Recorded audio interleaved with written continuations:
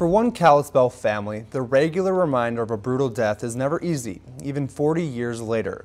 But every 5 years, a victim's sister steps up and pleads with the parole board not to set her killer free. And as MTN's Nicole Miller reports, she's looking for help to keep him in prison.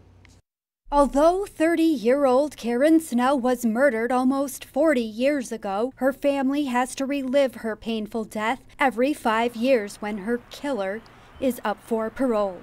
She would have loved to have been like an honors English teacher. She loved kids, and she just was an amazing person. Karen's final resting place is here at Glacier Memorial Cemetery. She would have been 69 years old in July.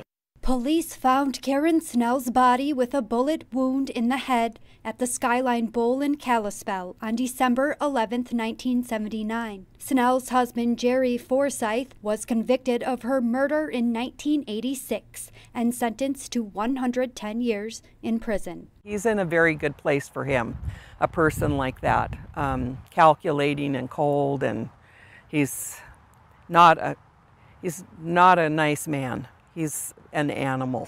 Now she's fighting for him to stay in prison. Snell is speaking out against her sister's killer every time he's up for parole every 5 years and vows to continue that legacy. I hope he stays right where he's at, and I would love it if people would write letters, even if it's a few words just saying keep him in prison.